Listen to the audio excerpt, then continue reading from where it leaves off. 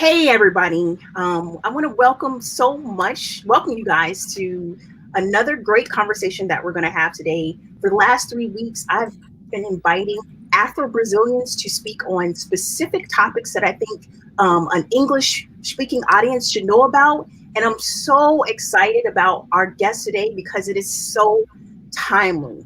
Last week, I put out a call on my Facebook because I wanted to find someone who could explain Brazil's Black genocide in English. And the person that people mentioned the most was Allyne Andrade Silva. So the minute I got WhatsApp messages, Facebook messages, they were like, you need to talk to her. She can explain it. So let me introduce to you who this amazing person is. Like her bio is incredible. Let me just read it to you briefly. Allyne Andrade Silva is committed to human rights advocacy. Born and raised in a poor community of Rio de Janeiro, Brazil, she is the first person in her family to earn a bachelor's in law and a master's in human rights. And also, she just got her PhD in law as well. She has broad experience in working in organizations that promote justice and racial equality in Brazil. And in addition to achieving her LLM at UCLA, she recently completed her doctorate at the University of São Paulo. She also wrote and published the book Direito e Politica Pública Quilombola, or Quilombola Law and Public Policy. She is currently the Deputy Executive Director of the Brazil Human Rights Fund. Welcome, Allyne. Thank you so much. Oh, thank you. This was like a really generous presentation. Thank you very much. So you see, I have friends. I got friends on Facebook. So definitely recommend me. You have accomplished so much, and you're amazing. Just you're amazing. So, first of all, I like to ask people, how are you doing? Are you doing good? Because we just need to obviously take care of our mental health, our physical health in this time. Are you good? Are you okay? I'm doing good. It's a really difficult time in Brazil because you have the pandemic and a health crisis, but also have a political crisis. We are seeing many people, friends of mine, in a really difficult situation right now, really bad economic situations, and also with really a lot of debts in their family. Dang. I'm safe at home. My family is safe. Okay. For us, we're really working human rights every day. You really receive something really there is not a good news, really bad news. But we are trying to work to kind of help people and do everything I'm trying to do everything in my power to help people in my networks, and also to get strength from this network, because what is impressive for me right now in this time, and this is kind of what keep me really going on, is trying to cope with everything, that people is still, even if they are in a difficult situation, they still trying to help someone else. That is true. The way Brazilians help each other is just admirable. So but I'm good. Okay, thank you. I'm better than the other day. Some days I'm not that good, but today I'm in a good mood. Okay, good. So that leads into my first question. I love to start off just getting to know your background, because many of our viewers are not familiar with Brazil. They don't understand how it is to grow up in Brazil as a Black person. So my first question to you is, how did your upbringing lead to your current stage in life? When you were young, did you envision yourself leading a human rights organization? Yes and no. I come from a very Black large family, Black family, very large, but I really have all the support from my parents to study. So since I was a kid, I kind of knew that I'm going to the university and I'm going to be a woman who has her own job and can be independent. So this was important for me, because my family was really give importance to education, formal education, and also cultural and family education. So this was important. But I think really a turning point for was going to the Black movement, because I think Black movement really opened my opportunities. And so when I went to the university, I was thinking something else. But when I start working and everything, and I worked for long years as a volunteer in social movements and human rights organizations. And then I just decided to put everything together. Since I was doing this for free, why not get paid for this knowledge that I'm getting? So I started working like in non-profit organizations and everything. And when I went there to the master, to be really honest with you, I did a kind of plan, put up a plan, what I want to my career. And my plan was being part of the board of a human rights organization, and I got this just this year. But Congratulations. otherwise, I was planning this. So, Okay. being honest with you, I just like, and I started to kind of look what people who I really admire have. So, oh, people go and do PhD, people go and study outside. This is important for me if I want to be ready, and this opportunity comes up to me, and then I will start doing this building block by block. Okay. It's kind of like 10 years of career right now, and I got this position. You actually, this question wasn't on my original list, but I'm going to ask it. You said two words that will be repeated throughout all of these interviews. You said the Black movement. As an Afro-Brazilian, when you're saying the Black movement, what does that mean? Because I don't think our audience understands when Brazilians say, oh, I joined the Black movement. So what does it mean to join the Black movement? Yeah, we have a lot of Black movements in Brazil. So I'm talking about movements who are like, it's really organized for Black people in Brazil. And we don't have like, we have one unified Black movement, which is MNU, since 1978 and everything, but we have a lot of small grassroots Black movements in a lot of communities. And we have like Black women Black movement, we have educational Black movements, you have Quilombolas movements who are like rural communities. I can talk a little bit. So you have a lot of them in Brazil, and it's a really big movement that has done a lot of even like change in law in Brazil to really pass more things. So like it's difficult. Like normally people say we have blacks, or like Black movements. So we have really a variety, a lot of Black movements in Brazil doing different things, but we have kind of a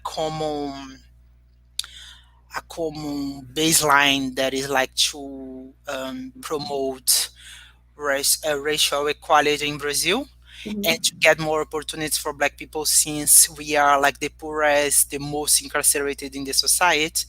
And I think the most important thing of the Black movement is because in Brazil for a long time, and I think that's what American people normally think, that Brazil was a racial democracy because we have no laws, segregation laws, or you don't have a kind of a Jim Crow or apartheid official system in Brazil. But we have a lot of institutional racism that really keeps Black people away for power in Brazil. So we really don't have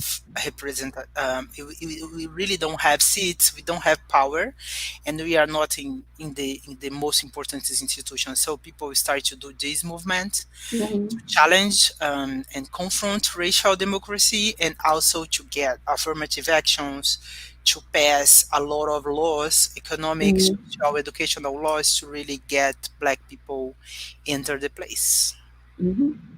So that leads me to what we're going to talk about for quite a bit of this session right now.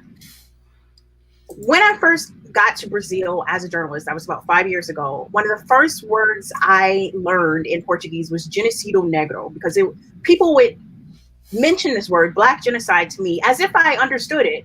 Obviously, I had to go back and interview a ton of people like, what is the Black genocide? Because there wasn't a lot written about it in English.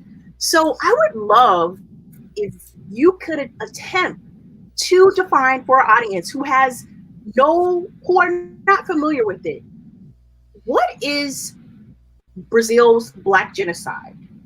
And if Yeah, go yeah, ahead, yeah. Like, sorry. sorry. I was just anxious to answer. Like it's a really the theory about black genocide in Brazil was coined by Abdias do Nascimento. So Abdias was like a black senator in Brazil who put up a lot of black movements. He was part of the uh, experimental black cheater, and there was like a kind of way to really put up in a very popular way and to show people the racism situation and the exclusion of black people. And so he was trying to educate black people. He was not only doing that, he has like a lot of movements, Frente Negra Brasileira, trying to intervene in education, in politics, and really organizing black people around him. So he coined this concept to just say that we are facing a genocide in Brazil, and we are not talking about physical deaths like violence by the police, but he was Mhm. also talking about cultural death. So because in Brazil, because racial democracy, we have this common sense in Brazil that most of the culture it's a result of miscegenation and Mhm. really trying to silence and kind of erase black contribution to form this national culture, Mhm. like the Brazilian culture. So we have a lot of things that are very common in Brazil. Caipirinha. Caipirinha is a drink with alcohol from sugar cane, but samba, Mhm. most of the music who are in Brazil, a lot of like traditions with Catholics and okay, also Afro Brazilian religions.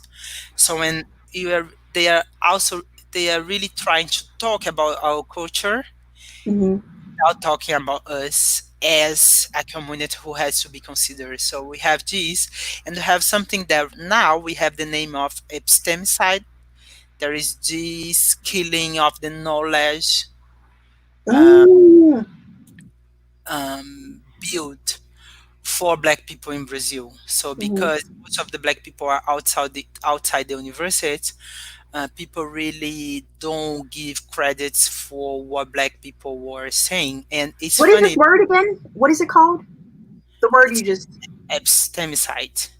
It's because Ah. epistemic, Uh-huh. so epistemic of the like the way to know the science and everything, Uh-huh. with homicide. So it's like Ah. epistemicídio in Portuguese.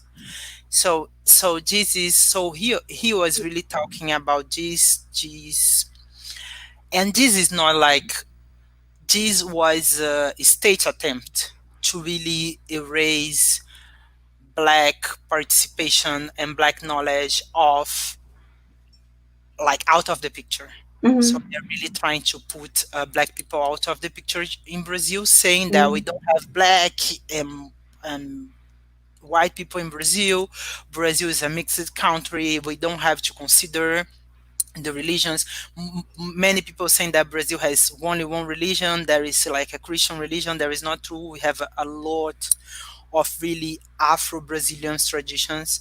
Some of Mhm. them even skip like songs and things in Yoruba or Mhm. language who came from Nigeria. And sometimes African people, when they came to Brazil, they are really shocked because we still have like some words and the name of some saints, and they can like kind of recognize it because it's the same, and even a lot of contribution for Brazilian culture and in the language who Mhm. came from black people. So this is like the concept that we bring, but people start to use it right now to also talk about something that is terrible and is a reality in Brazil, because right now 7% Mhm.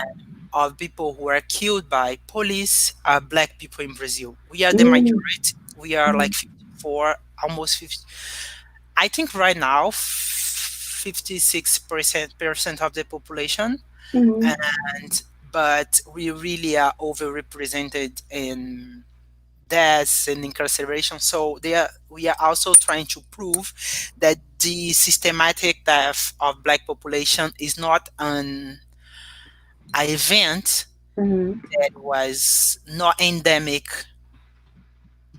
It's really, it's unfortunately is a normal, and the states are like really working to do it. But this is not only now. We are seeing this since uh, Brazil has the slavery system, because like it's very common in Brazil. People put up a story, and for me, this is, I mean, people are very creative, saying that black people was very passive. They really accept the slavery system, and they did nothing. And we Mm-hmm. learned this in schools and everything, saying that, oh, one day was really bad, and then we have these good um, princess who really rights and give freedom for all the slaves. And this is not, we really discovered that we have more than 100 rebellions and locals and everything, that people are working to pay for their own freedom, that people has a lot of organizations to really try to erode what is the slavery system. And just now we are learning this. Mm-hmm. Not everyone is learning this. We are really having a Mm-hmm. discussion right now. So it's really this way to not only um, kill us, but also to kill and make invisible our cultural contribution in this country. So it's that's why we have like three parts for this concept of what is a black genocide in Brazil. And do you feel like, so the way people use it now, you're saying that it's tends to be tied to police violence. Do you think that's the correct use of when people of saying that that's a black genocide, or do you think it should be this umbrella term just about the attempt to really um, to um, diminish black people physically, mentally, and culturally? I think we have to use like this broadly. I think now, right now, most of people use trying about that, because what I think, what I say in Brazil is that when they don't really, they when they not succeed to kill us physically, they try to kill us mentally, or kill our health, or or erase us from the picture. So what I say normally, what I say is that, so we have this Brazilian state and we have the Brazilian society, because a lot of people in society also support that, and Mm-hmm. that's why the states can do this kind of freely. Mm-hmm. And what I say, like, it's very common in Brazil that we say that the only thing we have is our name. So we have to be honest and do everything right, because the only people black people have in Brazil is their own name. Mm-hmm. That's why, like, my grandpa said to me, my father said to me, say like, you only have your name and what Mm. you know. So you have to study and you have to be honest, so people really can recognize you, because I mean, I don't have anything to give you from that. Mm. Like, just this honor that your family have, that we are workers, that we do everything with honest. And so what I see in Brazil is very common. So like, they kill people and they kill innocent people, and they say, oh, he was killed or she was killed because she was a drug dealer or she was doing something. And then people really, like, right now, because you are like in this time of internet and social media and everything, people also try to kill that name that are very important to family, just to say like, he was killed because he deserved to be killed, because he was a criminal. Mm-hmm. So, and I think when you try to preserve people, you can see what they did with Marielle right here in Brazil. Like, Marielle was a councilwoman. I don't Mm-hmm. know if everyone is familiar with the Marielle Franco, but I think, I mean, her death got really famous, worldwide famous. So Mm-hmm. most of people really know about her.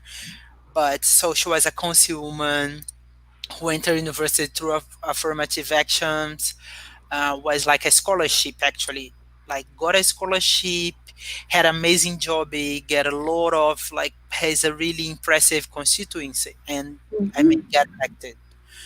and she was working really defending human rights and everything. And people start to tell that she was involved with criminals, she helped criminals. So they are trying to justify their deaths just to say she deserved to be killed because she was doing something wrong. And Mhm. this is for us, this is really huge because we cannot even like mourning your beloved who really like who just died. You have to start a public campaign to defend her name Defend the name. and defend the family, because people start to say, oh, you don't know, her mother did that, she was with a relationship with X and Y and Mhm. blah blah blah. So people really try to do that, and people really don't give any value for black lives in Brazil. So we see the white society really trying to diminish the sadness and the grief that we have when a black person die, and this is really terrible. So I think, and so this is like the most emergent thing, but we can see this also like when you go to the state system. For a lot of time, Brazil really have a theory saying that if black people get married, so because you don't have this one drop rule just Yeah. like we have, you guys Yeah. have in the United States, so Mhm. we don't have it anymore, right? But we have before. So if we Mhm. don't have this in Brazil. So what people believe when just the slavery system finish, what we are going to do with all these black people in Brazil. We Mhm. are red alert. We are like the most, like the bigger population, black population in America. So Mhm. like the whites are really thinking about what we are going to do. You cannot kill all of them. They tried, but they couldn't. So they just believe that if you start to mix it, so get married with white people, in 100 or 200 years, you're gonna have a whiter um, population. So Mrs. Mhm. Edison was really something. How can I say? Like the states really promote Mhm. miscegenation as a way to have a better population in Brazil, stronger, more intelligent, and everything. And so we really like when someone who is like in Brazil, we have a category for brown people. It's not brown people like you think in US, but like mixed people. We say like pardo. So when Mhm. people start to recognize that they have a black heritage, that they really like black culture, and they're gonna identify themselves as black, Mhm. this is really important because we are going through really this whitening system, defending like really away by Europeans descendants like to prevail over Africans and also indigenous people in Brazil. So Mhm. even when you say like because you go to universities maybe 20 years ago really start to change, but before was very wide space, and you also contest that black people has knowledge, Mhm.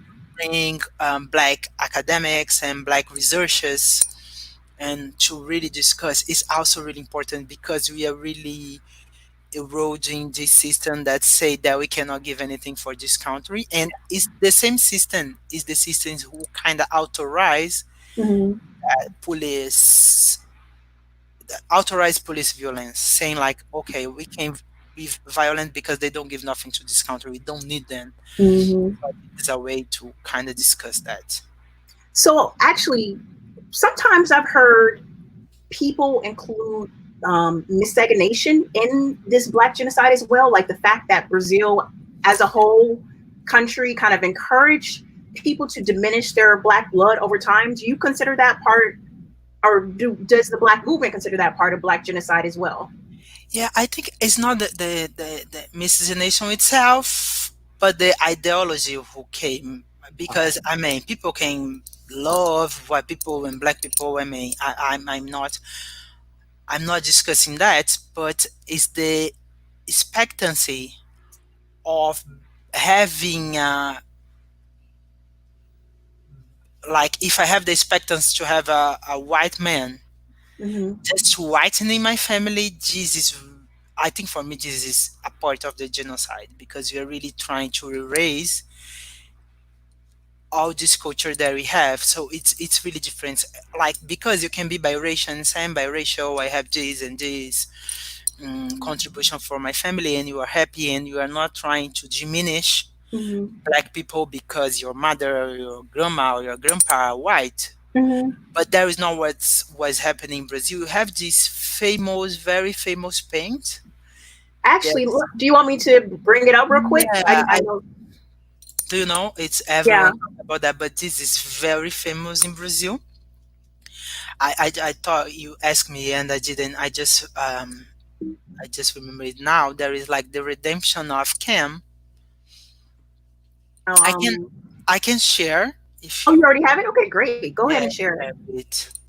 Perfect. Hold on. Let me see. How you see? Okay. Yeah, I'm just sharing. Okay, you can see this now. For this paint, you have this black. This was a Spanish guy who paints. Modesto Broco is his name. So you Mm-hmm. have this black grandmother thanking God because her daughter is whiter. She got married with a whiter guy, and the Mm-hmm. kid is finally white. So you Mm-hmm. see, she's really. So that's what they are trying to say to us. That you have to thank God because right now, in like the third generation of your family, you have a white kid, and you Mm-hmm. can really have all the things that a white kid is entitled for, like go to the university, get a job, being considered as a human, not being killed by police and everything, that these are Mm-hmm. rights that white people are entitled in Brazil and black people not. We have to go and give it and get it. No one is Mm-hmm. giving this to you for free. But for white people, sometimes they get it for free. I'm not saying that no white people are doing effort to get what they have, but they don't. If they get it, they don't have to just justify why they are here. We have to justify. Mm-hmm. There is. I'll just stop share if I can. Okay, I can take it out. Also, I want to just remind our audience, please start to post your questions. We already have two questions. So we're going to start taking, oops, actually, I did not mean to do that. We're going to start taking questions as of now. Actually, where is the first question? So before I take the first question, I'm going to do one more of my own questions. So just to repeat, when can you repeat those three elements of the Black genocide again, just so people can be reminded? What are the are there just they're three, correct? Yeah, Okay. I mean that what I'm saying. So I we have this one who is about like physical death. So Physical deaths, yeah, about violence, and we have the cultural one, cultural death. Okay. and that's this one who tried to raise our contribution for this country. And you have to one that I call epistemicide, who is trying to erase the contribution and that black people give for build knowledge. So I'm talking here about theory, universities, and the way you really think. But you can think about also a represents how can I say a political one. So maybe it's a Ah, okay. political one is easier for people. So a political one who will raise our contribution in the power positions, and you can Hmm. include universal on that. So I think this is a better word for English. Okay. So I want to focus just on, just because it's very timely, let's talk a little bit about the physical violence now, and even go deeper into the physical violence. Obviously, the physical violence includes physical health and mental health. But can you talk about, give, help our audience understand police brutality in Brazil as it relates to Black people and how this relates to the genocide? Yeah, And also, I know that you spent some time in the U.S. So if you can actually maybe bring in some comparisons with the U.S., that would be helpful for our audience. yeah. I think I mean, it's the same as you get the same result, but Mm-hmm. it's also very different, like Mm-hmm. Brazil from US. The thing is, in Brazil, we have a lot of slums or favelas, really a lot of place who are really how can I say that? Who's like the crime is really upfront. So you have like drug dealers, selling drugs in like a daytime. They Mm-hmm. have a lot of arms, like the gangs in United States, but in like most of the territories of like big cities. It's not really a small things in and because the favelas. So favela, it's I don't know if people watch like Seat of God or something. The Mm-hmm. place where you see Seat of God is a favela. So you have some favelas there are like residential place for poor people, but most of them are in the hills, Mm-hmm. like on the hills here. And they began in Brazil with black people who fight Paraguay War, or who are freed as Mm-hmm. slaves and they don't have where to go because black people in Brazil could not buy or have like receive donation Mm-hmm. as property. So people has no place to live. Mm-hmm. They start to build the favela. So it's the like the majority of the favelas in Brazil are black territories, urban black Mm-hmm. territories. Mm-hmm.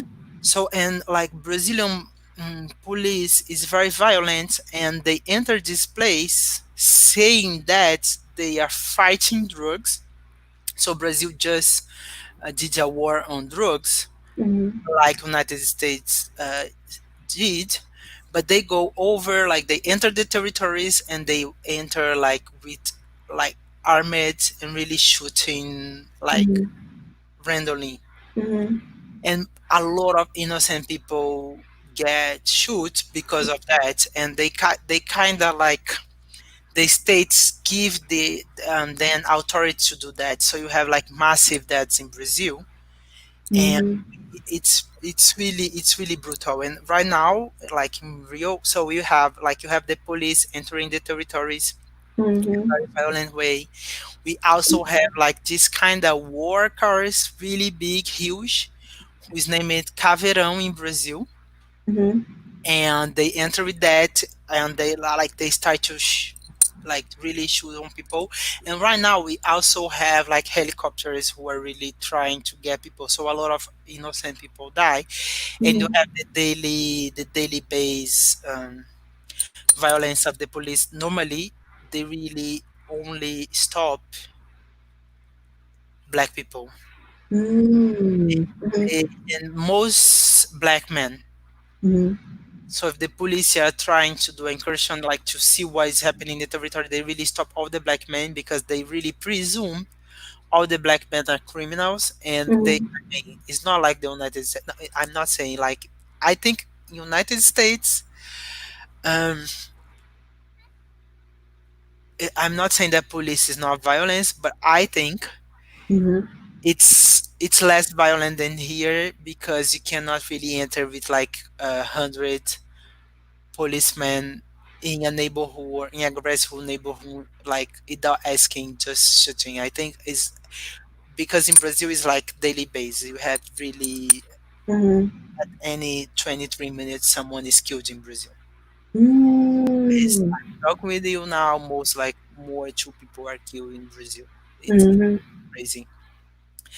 And I think we have like the same things in United States. I saw like I was living in Los Angeles, but I was Mm-hmm. living near the university. Mm-hmm. So I really realized that they how they treat us, because they know that we are going to the university, and I know that this is different from living in like grassroots neighborhood, like really far in Los Angeles, because Los Angeles is not. It's we also saw a lot of like in Latinos and black neighborhoods, you Mm-hmm. see a lot of violence. But because I was living in a white neighborhood, Mm-hmm. I really could notice the difference. But in New York, we are seeing this stop and freeze Mm-hmm.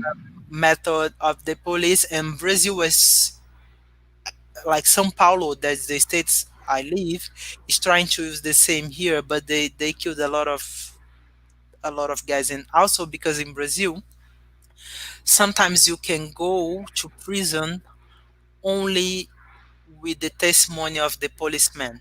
Oh. There's a lot of really wrong. lawsuits because they are only based Mhm. in the policeman testimony, and they don't have. And I mean, people say that they have to prove that they saw more people saw it, but Mhm. most of the time it's just they saying that I found drugs, this is the drug I found, and this is what they and I got this guy. And a lot of like it's not it's I don't have a number because we don't have like data about this, but Mhm. as a lawyer I cannot tell you how many people I got like to help who were like I'm not a drug dealer, and sometimes the family themselves are trying to really help and Mhm. get a really nice like and proper investigation. So, okay, the comments are blowing up with questions. Let me get to these questions for our audience. Okay, and they might come a little bit out of order. So, the first question that we got was actually from Chris French, and I know that you actually worked for Erica Malanguinho, who was the first transgender woman to become a state deputy in all of Brazil. So, the first question is actually quite close to you. Chris French asked, "How can we increase the representation of Black deputados, which that would be the equivalent of a congressperson in America in the federal government?" I think it's really difficult right now. We are really trying to do that, but we have like a lot of like new face really trying to run elections in Brazil. The problem is it's very expensive to run elections in Brazil, and you have these families who are in power for 30 years, 100 years. You can see like Mm-hmm. Bolsonaro, our president, he was a congressman for like 30 years doing nothing. Mm-hmm.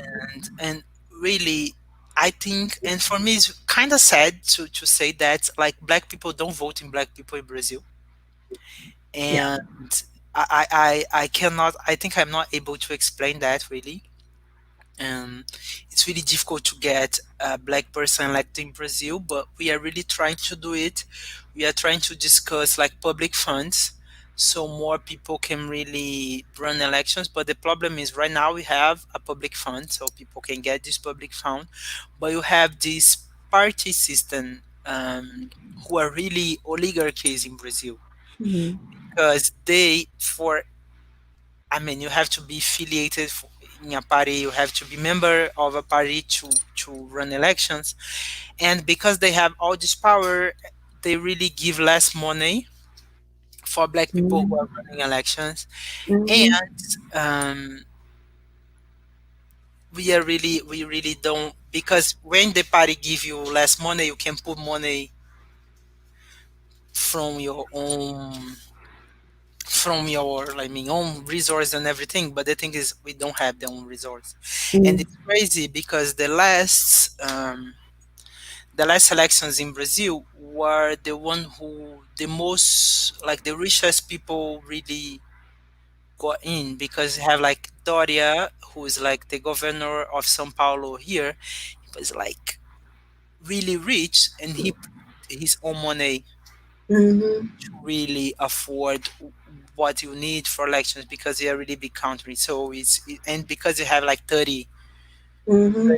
parties running, so you really have to get attention, you have to have more money for that.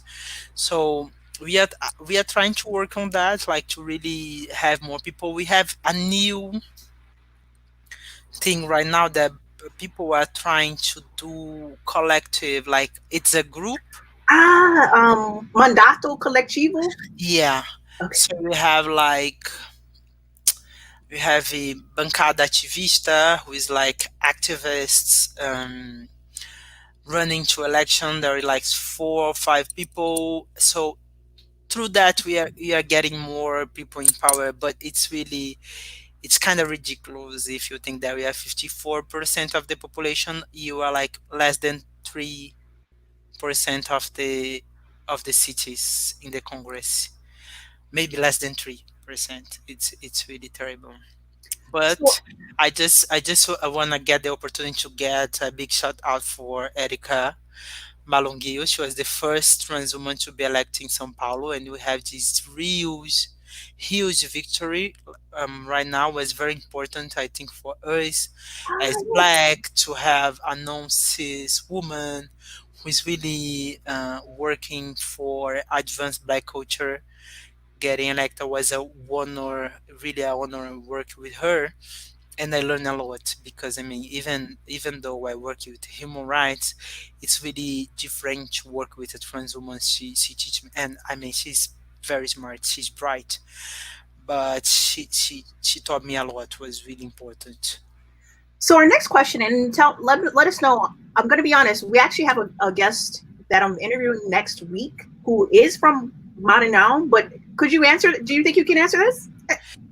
Yeah, it's just I mean I think they talk about that, but like the movement, the Quilombola movement just won a suspension of the because I mean they have the land in Maranhão. We have like the Quilombos. I just have to explain I think what is Quilombos. So Quilombos are kind of maroon communities in Brazil that was formed for ex-formal slaves, and for Black communities they we have more than 3,000 of these communities in Brazil, and they have the right to their own land because they are I mean they're escaping slavery, and they set up their own communities in this time. And so some of the communities has like 150 years, and they are really like they're really old and really important communities to us.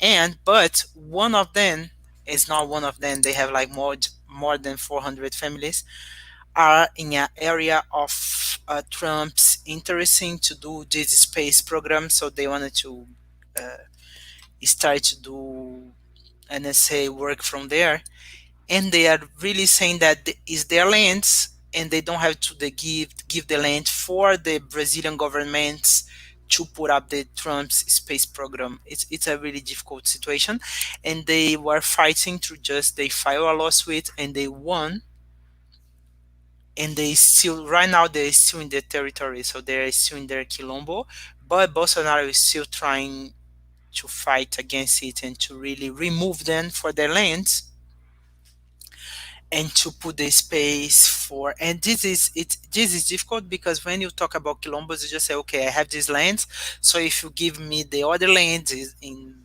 100 kilometers far from that, it is okay. It's not, because they really have their way of living, the religions really connected with the land. Mm-hmm. So like they are traditional communities, they have their ancestors there, they have like it's really funny, some of them really it's not funny, it's really interesting. Some of them can say like, oh, this tree was planted by my grandpa and blah blah blah, and right here help like this and this happen, and you have Mm-hmm. the spirit of something here.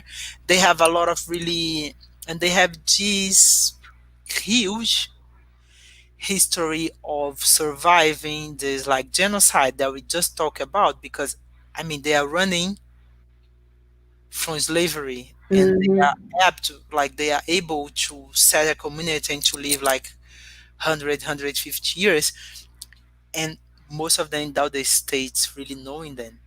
So it's really right now just say okay I want to put a space program here. It's really difficult, and but they are fighting, they are like they are fighters, they are Mm-hmm. fighting a lot, they are putting like they're giving publicity for this, they are fighting through our justice system with public prosecutors in the government. Mm-hmm. They are really really fighting to get their lands, but it's really like the government is being really coward right now because they are trying to get, because you have this COVID-19 crisis and everything, they are trying to do it in the crisis. So like because people are in isolation, not all the public sectors are really working, like the public institutions are really working. Mm-hmm.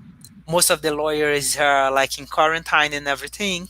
The government was trying to remove them like right now at this time Mm-hmm. that we are in a huge crisis in Brazil over like the 3,000 deaths and everything, and they are trying to do that now, but they just won. Okay, cool. Thank you. Actually, that goes in perfectly into our next question from Sweeter the Juice. I love the name. How are Quilombo communities impacted by genocide? So we have a lot of problems about now. The first of them that we say, like, when you say this Quilombola lands, you think like, oh, okay, this is a nice history and everything is good right now. It's not true. Like, land in Brazil is kind of gold. People Mm-hmm. fight over that because, I mean, if you remember, Brazil is really like, the economy in Brazil is based in agro industry. So Mm-hmm. land is money. I mean, people really, and we have a lot of invasors really trying to remove the Quilombo communities because they are, sometimes they are in areas near like forests, but that they is important like that. The industry's interest because of mineration. Is it mineration? Yeah, mineration, Mm-hmm. or because they are doing these huge hydroelectricals to do like energy and do electrical power, or they are trying to really put up really structural projects inside these lanes.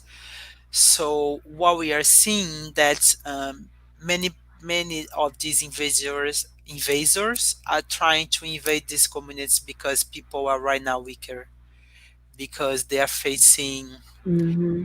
the they are facing like the pandemic. But we also have another problem, that is the states, because I mean, we have these territories, these 3,000 territories that are, it's over than 3,000. Some people say like we have 3,400 that are right now recognized for Brazilian state. Mm-hmm. But the recognition as a quilombola is just the first step. Mm-hmm. Have a huge bureaucracy until you get the land. Mm-hmm. So I think because they don't have the titles, they don't have like the formal papers that they say that the lands are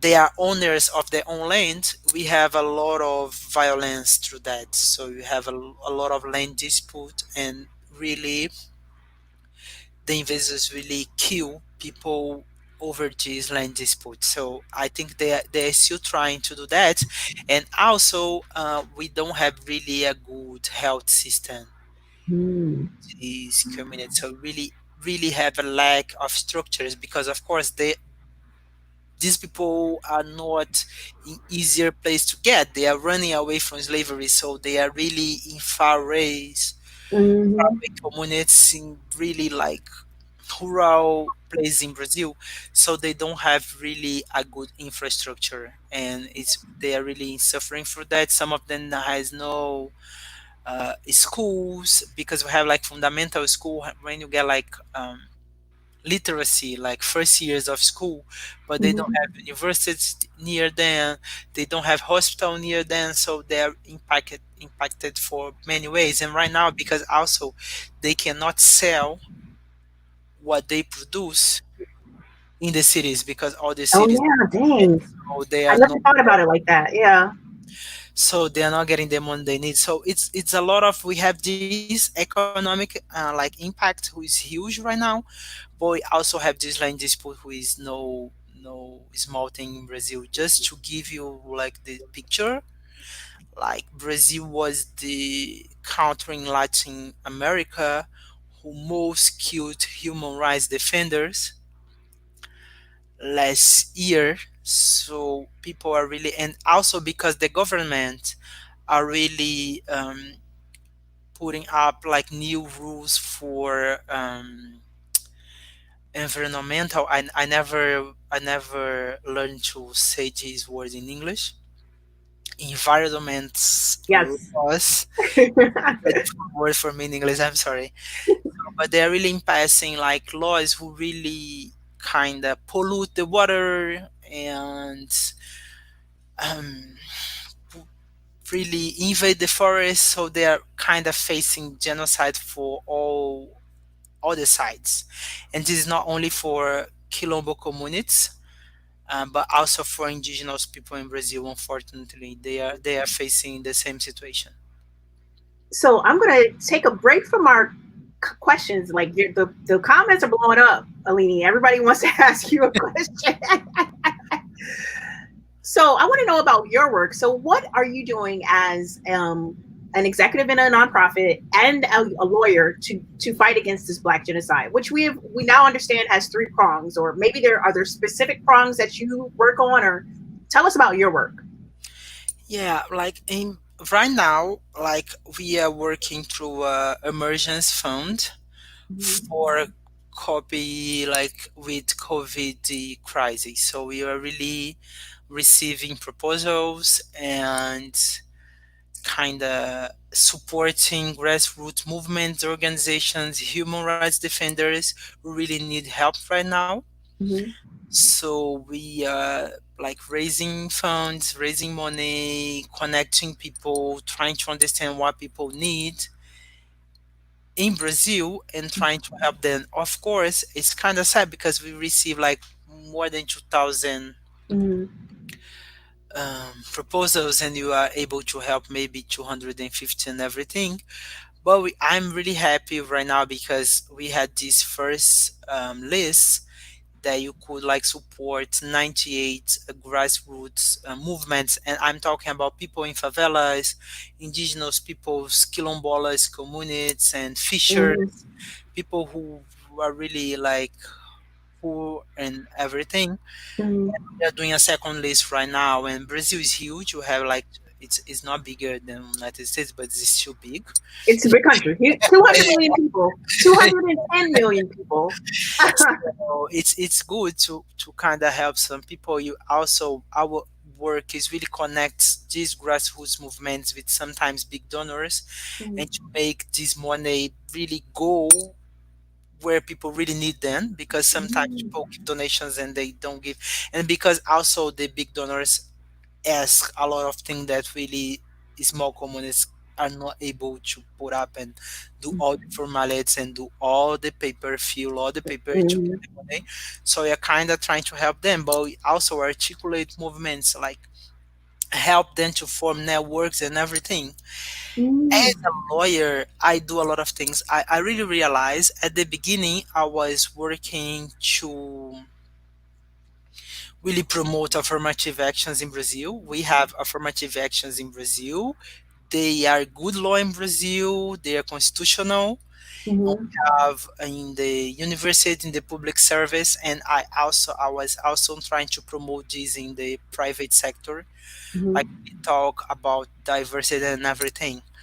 In the last years, I really realized that I have a kind of wake up call and say, okay, this is good, but this is not enough, because what I saw is that although we have this black middle class, and it's middle class because we are not like as good, doing as good as a white middle class in Brazil, but Mm-hmm. these people who can get jobs, who can enter the university, Mm-hmm. they are like they need just a small thing, like they are prepared and they are fighting through that. But we have incarceration and you have the police violence, and I thought that okay, it's time to get this all these law degrees to help people who are incarcerated. So I started to help, and it's really a small help because I don't have capacity, I don't have structure to really help everyone that I should, Mm-hmm. that I would. But I mean, I do what I can. So I'm really working in some lawsuits and criminal process that is for me. It's really. I mean, I can see that people who are in jail, the innocent people in jail, and I Mm-hmm. also work for people who are guilty. Because as a lawyer, I don't think I have to, but I work with doing advocacy for some people who are really in jail with the wrong proof. Mm-hmm. They don't, and they didn't get the chance to really a good due process of law. So I'm trying to do that. It's a small work, And but you do that? Do you do that on your own or through the Brazil Human Rights Fund? I do that on my own. That Wow. was I started to do actually I started to do it with before I was doing it on my own, then I started to do it with more help with Erica Malunguinho, who was like the deputy race councilwoman that I just said, because Erica Malunguinho kind of allowed me to do it. Like, I mean, Ah, you have nice. your job, you have to do your job, but if you have to go to jail, to prison, to talk with someone, then you can go in your work time. So she gave me Oh, like one cool. day to really help people to advance this case and to really talk with other lawyers to help. So And she gave me did you that. work directly on Preta Fajeda's case? Yeah, I'm Preta Ferreira Lawyers. Ah, I work for her and for Babi Querino. I don't know if you heard about the case of Babi. She was just released May 13 ooh. this year as innocent, and we are really happy because of that. Someone recognized her because of her hair, saying the person. Oh, you worked for her too. Yeah, I was How do also. I? Oh, Well, wow. is a lot of lawyers. I'm one of them. Hmm. Was really good. Was the good news I received that she was released because it was a really unfair process. Okay, so there's a ton of questions on here. Let me figure out what's the next question I should ask. Hold on, let me. Oh gosh, wow. Okay. This actually, well, if you could briefly, me, myself, and I has this question. Can you briefly answer this? Because we actually tend to answer this question in almost every live, but I understand that our audience doesn't understand it. But if you could briefly answer me, myself, self's question, who is classified as Black in Brazil? Okay, the easy answer, like dark skinned people like me, like you, are black people in Brazil. Mhm. But a lot of really like light skin who are black people in United States aren't really not black unless they say so.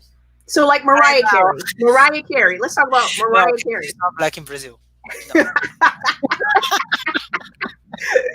Okay, but right now I think it's because we have this like miscegenation ideology in Brazil. So people who get like light skin, and if they don't have like this like kinky hair, as you say, like three 4C. I have 4C. hair, foresty hair. I have 4C hair is here. It's I have Hmm. like you don't have like a 3C, 4C hair, like a four type of hair. Hmm. Kind of go like okay, maybe we're not that black. So people really they say we have a word in Brazil who is like moreno, Hmm. really it's kind of like light skin Latinx and light skin black people in Brazil. Hmm. But right now, a lot of like light skin people are really starting to recognize themselves as black people. Hmm. So he was talking about also this is difficult. Indigenous dark skinned people labeled as black. No, indigenous people is indigenous people. They have a system, and it's also I mean this same system of raceness was doing the same for indigenous people. So many indigenous people who are mixed was identifying themselves as white. Hmm. Right now they have a very beautiful movement calling They people do. to return and saying Hmm. like if you have indigenous heritage and you wanted to be recognized for your own people, just come back and we have like your open Oh, arms to wow. recognize you. And they have really a lot of young people really standing up and really talking about Nice. their indigenous heritage, and it's a very beautiful movement. But it's difficult in Brazil. But just to say, the system in Brazil is self identification. So if you identify yourself as black and you look like black, you can be black. That is the thing also, because I mean if you are like really light skinned, you say I'm black because my grandpa is black, people probably will laugh. I won't lie to you. Okay. But no, you are. I'm sorry, Mariah Carey is not Black in Brazil, but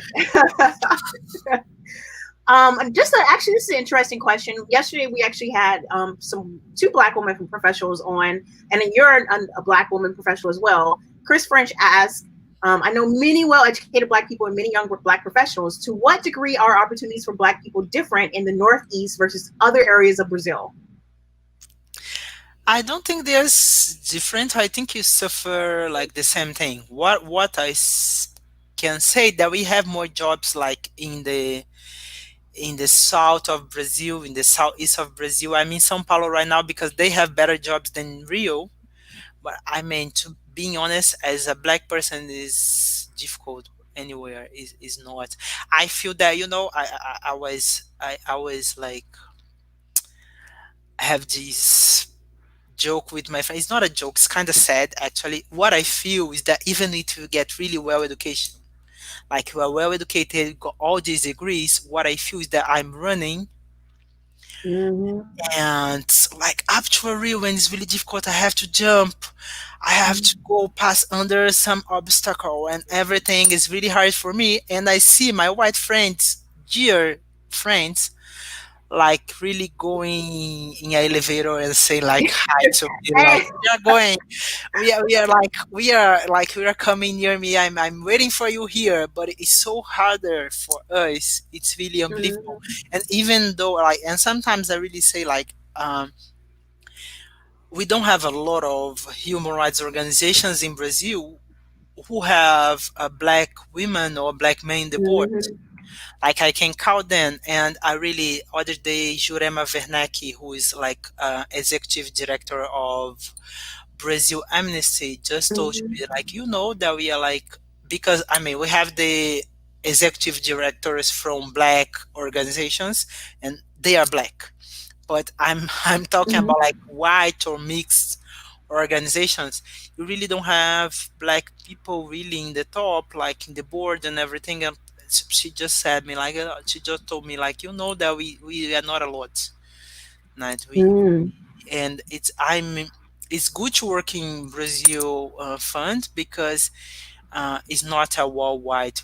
It's really a mixed place. We have like Nice. LGBTQ people, you have black people. With really, you have more than 50% of black people in the organization.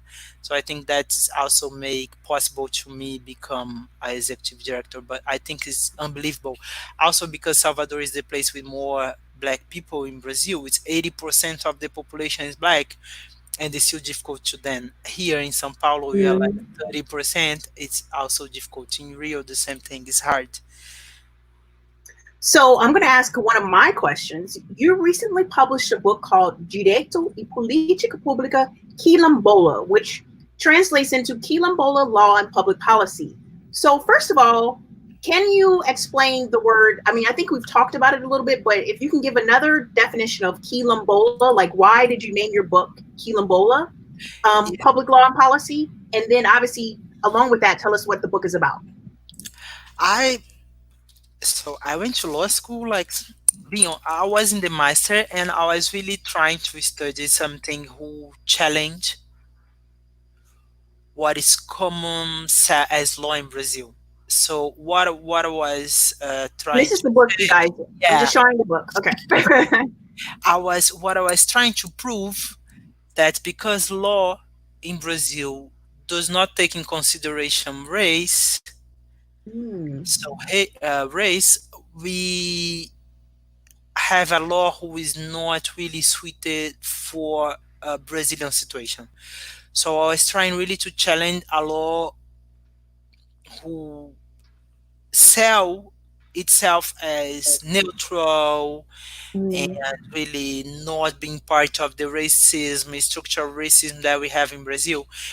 When I started my research, like so we have like quilombos in Brazil, and to give the traduction about like the explanation about what I understand as quilombo.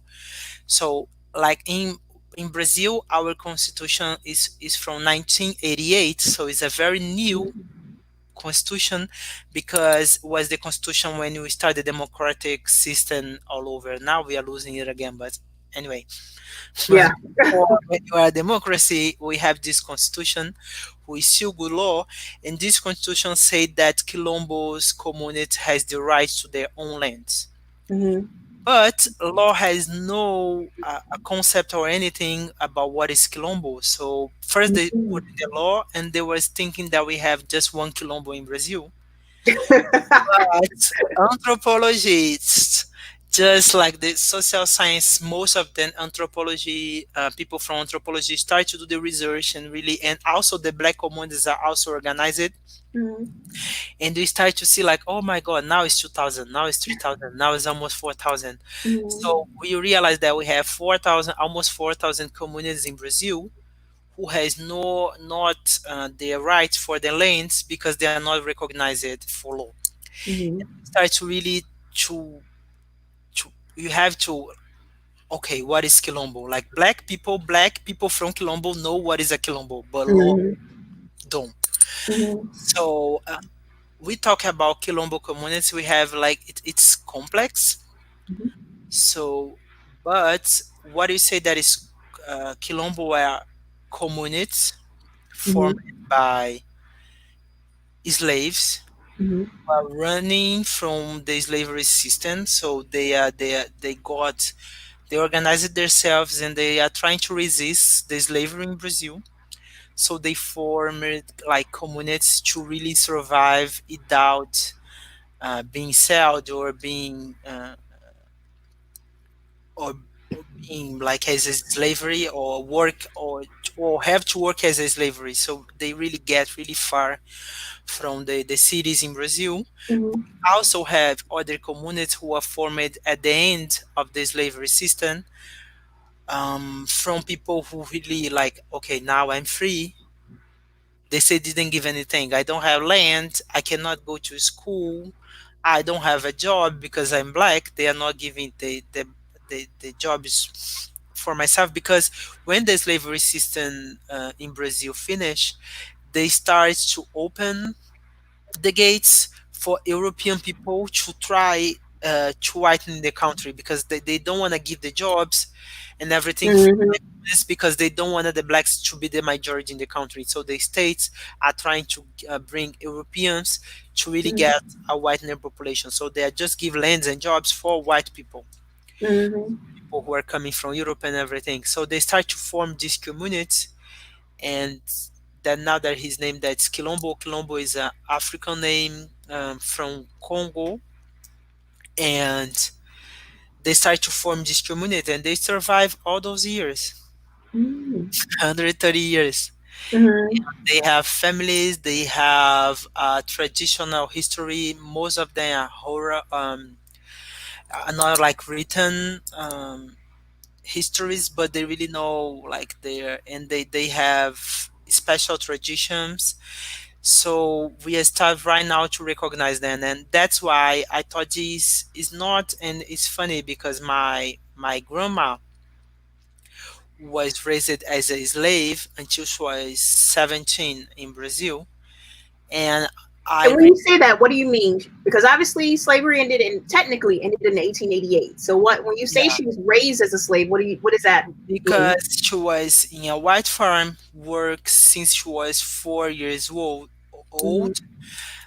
could not go to school, has a lot of work and for food. And when she gets 17, and I mean, we have no TV, no internet, no anything, so you don't know Yeah. what's happening outside Mhm. the world. Mhm. So people really, they say that they are helping her, but she was working since she was 5 until she was 17 with no salary, It's no contact crazy. with their family, her family, and she just got baptized and with a bird name like his sister and everything when she was 17.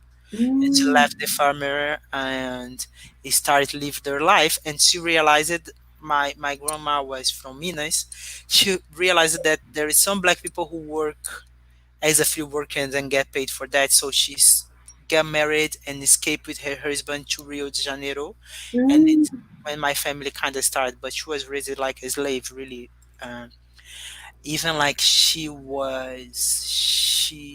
learned how to read. She was a adult, like really, Mm. and really could find her siblings and everything when she was also already married and with kids because people look for themselves in the radio, in the Mm. radio. Yeah, because most of them are raising in different farmers, working for 3, 4 Gs white men's. What? So Wow. it's really a impressive story. So I kind of also did this for my grandma because Mm, she taught a lot about these black communities, and she couldn't name this as a quilombo. mhm, She but the when I started to study, and I could find a lot of similarities what my grandma said. I just said, this is it. That's what mhm. I had to study. So it's kind of important to me also to high school this history from my family. Nice. We also have another question from. I'm not sure. Do you know?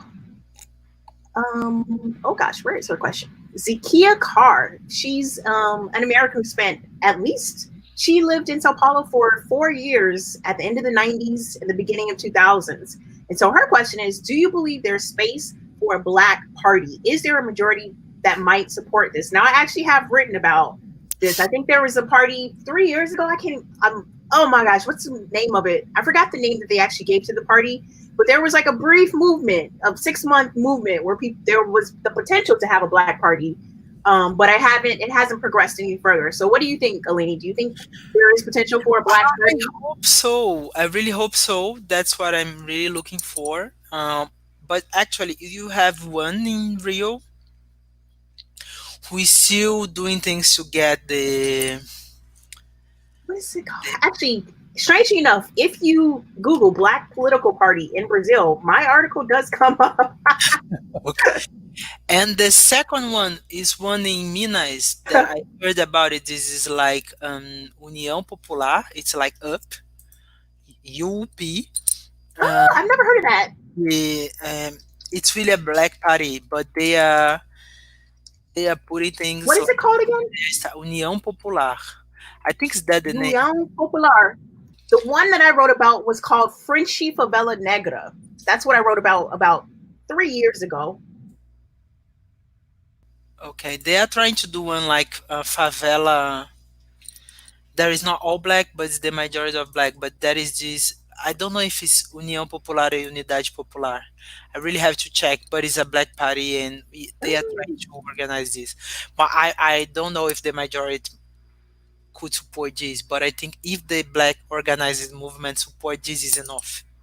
I mean, even if you Do don't you get see? I mean, do you think that when I see these new movements, I do find that sometimes it's difficult to get popular black support, just because, as we all know, in America, like there's this assumption that if there's going to be a black person in a race and there's a white person, the black person is going to vote in the black person. But that you can't rely on that assumption at all in Brazil. So, do you ever see a a popular black support of black movements and black political parties?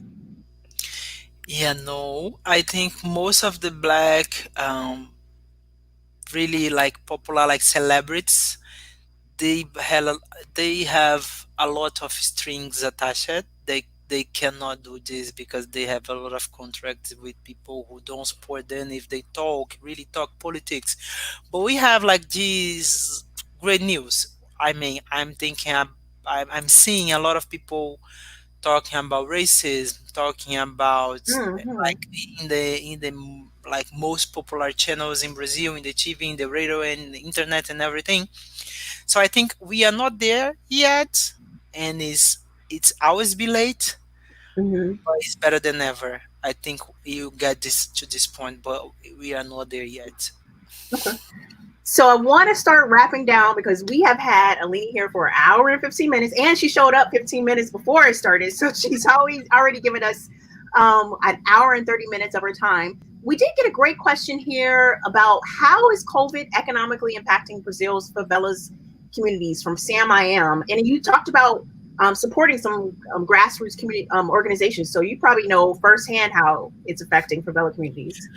A lot. So first, I think I wanna say like a lot of people really lost their jobs, so they don't have money, and they work in a sector that we cannot do like home office and everything, because if you work with service, you have to be there to get your Mm-hmm. job done. It's not like I mean, when you're executive or everything you can do from home. So they are really the first one like losing their jobs.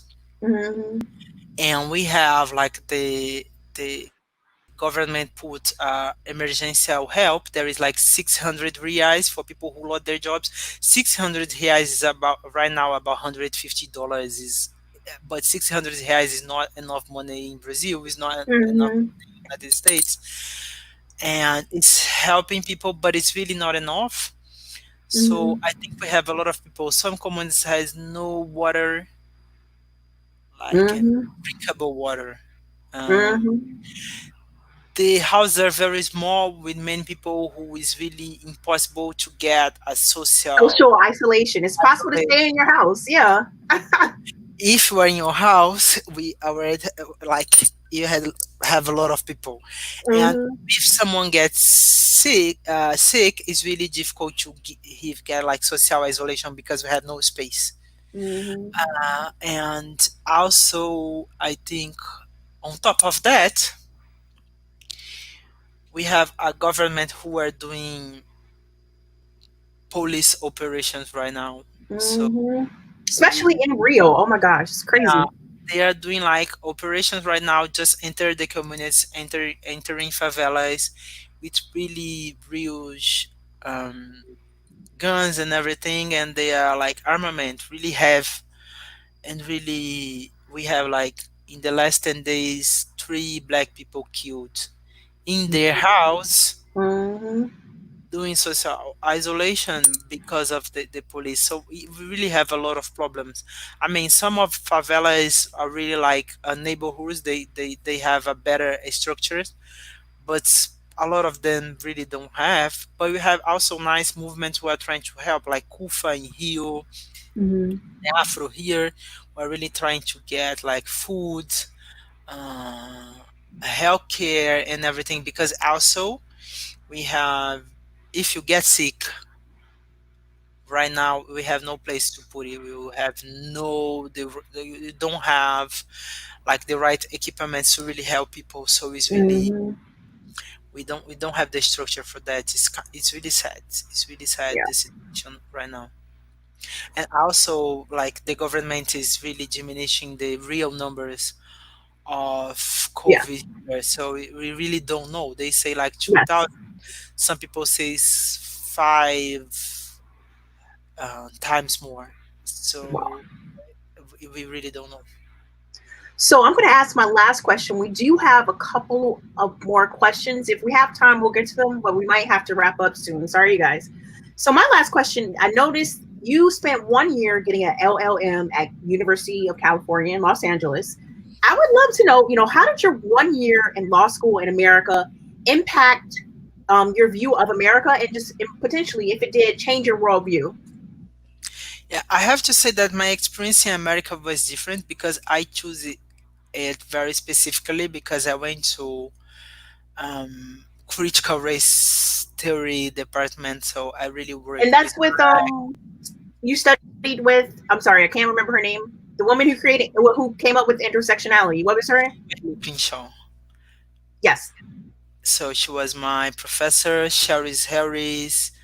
We have Carbato, you have Tendaya Chumi, who is. Mhm. So I chose that because I want to see more black women talking. So that's it. Yes. I just say, okay, because people are talking to me about these Ivy League schools and everything, and I said, you know what? I'm studying 10 years in Brazil, seeing white people saying to me what is law. I don't want to go and spend all this money, be far from my family to get white people saying to me what is law. I mean, Wow, that's so cool. I know, like in my dream, because we are like seeing these series like Netflix and everything. People go to Harvard, Yeah, people yeah, go, yeah. they Uh-huh. really think, oh my God, this is really like you are on the top. Uh-huh. But when I really think about, okay, why I'm going to United States, why it makes sense to me, uh, Hmm. my my own desire was to really seeing black empowered woman talking to me about law, and in Wow. a place that I could say like uh, when because in Brazil when I was studying law in all these really traditional institutions, Mhm. race is a really marginal, really small Mhm. debate when you like. And I mean, we have a lot of these white folks. So then someone say, "Well, we have this problem of incarceration in Brazil," and the professor say, "Oh, well, yeah," and like most of 6%, more than 60% of people incarcerated and black is black. Mhm. And so everyone look at you and says, "Now, Aline, what are you saying about that?" No, I want to learn. I want someone to teach me. So I got to this place, and race in the was really important, was really studied as like in racism and the impacts of law in race. So that does not exist in Brazil at all. You cannot go to any law school and study that for a semester at least, or have 3 classes, 4 classes. Right now we have like some professors is and is really right now talking about that, but like I mean before I could count more like 10 professors, like because we have professors who 40 years ago was studying race and Mhm. law, but we don't have, you don't have a chair, you know, we don't Yeah. have a cathedra who is like talking about that. And Mhm. I mean in UCLA I got a program talking about that, so that Wow. was really important to me. Mhm. And but I have to say that I was also very sad with the university system Why? in the United States. I think it's insane. First, how much people have to pay to get education. Oh gosh, it's crazy. Yeah, it's I crazy. thought, do you know? Because when I finished university, I have no money. I have no money. I have no job. But I was no, but I don't have a debt. I Yeah. I don't have to pay anything for the bank to get these 5 years of education. Law in Brazil is 5 years study. Is you Mhm. go right to the university. I mean, at least I don't have um, anything like, oh my God, now I have to work and pay 10 years for this education. Right? I got it Yes. for free. I'm poor. I don't have money, but really, like I don't have a loan to Yeah.